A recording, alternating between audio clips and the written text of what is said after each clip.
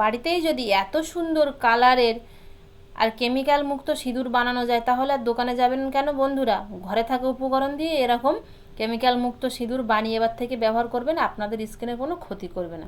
নমস্কার বন্ধুরা, সুপ্রিয়া কিচেন আবার আপনাদের সবাইকে স্বাগত জানাই। বন্ধুরা, আজকে কিন্তু কোনো রান্নার ভিডিও নিয়ে আসিনি, আজকে একটা গুরুত্বপূর্ণ টিপস আপনাদের সাথে শেয়ার করব। আমাদের হিন্দু শাস্ত্রে বিয়ের সময় সিঁদুর দান করে বিয়েটা হয়, আর বিয়ের পরেই সমস্ত মহিলারা সিঁদুর পরে স্মৃতিতে স্বামীর মঙ্গল কামনার জন্য।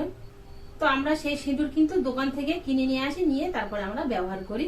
দোকান থেকে যে সিঁদুরটা কিনে নিয়ে আসি সেটা কিন্তু কেমিক্যাল দেওয়া, যার কারণে আমাদের স্মৃতিতে অনেক সময় বেশি দিন একটানা যদি সিঁদুর ব্যবহার করি তাহলে কি হয়, হয় চুল উঠে যায়, শীতেটা ফাঁকা হয়ে যায়, আর নইলে চুল পেকে যায়। তার কারণ হচ্ছে সিঁদুরের মধ্যে কেমিক্যাল দেওয়া থাকে, অনেকের অ্যালার্জির কারণে সেই সিঁদুরটা কিন্তু সহ্য হয় না বা শুট করে না স্কিনে, যার জন্য এগুলো হয়। তো আজকে আমি সেই সিঁদুর কিভাবে কেমিক্যাল ছাড়া বাড়িতে খুব সহজে ভেষজ উপাদান দিয়ে বানানো যায় সেই পদ্ধতিটাই আপনাদের সাথে শেয়ার করবো। আশা করছি আপনাদের ভালো লাগবে। আপনারা পুরো ভিডিওটা স্কিপ করে দেখবেন না, তাহলে কিন্তু বুঝতে পারবেন না আর আপনারা বাড়িতে বানাতে পারবেন না। তো পুরো ভিডিওটা প্রথম থেকে শেষ পর্যন্ত দেখবেন আমার সঙ্গে থেকে, আশা করছি আপনাদের ভালো লাগবে। কেমিক্যাল মুক্ত ঘরোয়া সিঁদুর আমি বানাবো, তাও আবার ভেষজ উপাদান দিয়ে। তার জন্য এখানে দেখুন আমি একটা বিট নিয়েছি। বিটের সুন্দর একটা লাল কালার আছে, এরকম লাল কালার দেখে বিটটা নিতে হবে, আর তাজা বিট নেবেন তাহলে খুব ভালো হবে। আমি এখানে বড় সাইজের বিটের থেকে হাফ চাকা নিয়েছি, এই এতটা তাই আমার লাগবে না। এবার এটা আমি ধুয়ে তারপরে খোসাটা ছাড়িয়ে নেব। বিটটা ধুয়ে নিয়ে তারপরে খোসাটা ছাড়িয়েছি, খোসা ছাড়িয়ে কিন্তু আর ধুইনি। আর দেখুন খুব সুন্দর একটা কালার কিন্তু বিটে, হাতটা পুরো লাল হয়ে গেছে। এবার একটা গ্রেটারের সাহায্যে আমি আলাদা একটা পাত্রে গ্রেট করে নেব। গ্রেট করেও নিতে পারেন, আপনারা শিলে থেঁতো করেও নিতে পারেন। দেখুন কালারটা দেখুন কতটা সুন্দর, বিটের একদম লাল। সবগুলো গ্রেট করে নিয়েছি। এবার আমি এ সাইডে সিঁদুর বানানোর জন্য 4 চামচ মতো হলুদ নিয়েছি। আপনারা যতটা পরিমাণে বানাবেন সেরকম মাপ করে হলুদ নেবেন।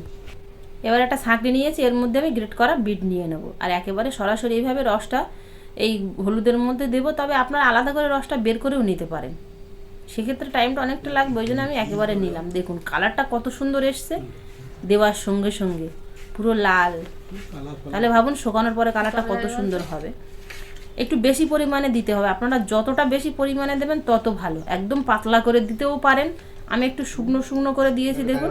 তবে আপনারা একদম পাতলা করে দিয়ে রৌদ্রে দিতে পারেন। এবার রৌদ্রে শুকাতে দেব।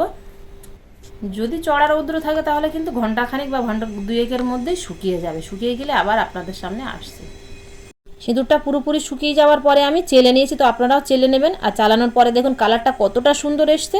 ভেষজ উপাদান দিয়ে তৈরি, দেখুন বেশ একটা মাটি কালার এসছে, গ্রামের পদ্ধতিতে বানিয়েছি।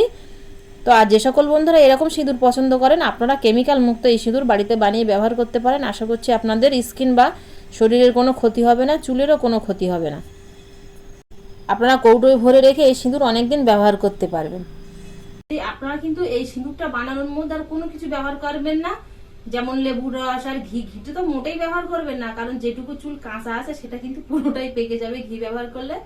আপনারা এই পদ্ধতিতে একবার বাড়িতে সিঁদুর বানিয়ে দেখবেন, 100% গ্যারান্টি সহকারে বলছি বন্ধুরা, আপনারা বানাতে পারবেন। আর এটা একদম কেমিক্যাল মুক্ত সিঁদুর হবে, যা আপনাদের সিঁথিতে বা চুলের বা স্কিনের কোনো ক্ষতি করবে না। তো আজ এই পর্যন্তই, আবারও দেখা হবে আপনাদের সাথে পরবর্তী নতুন কোনো ভিডিওতে। ততক্ষণ আপনারা সবাই ভালো থাকবেন, সুস্থ থাকবেন।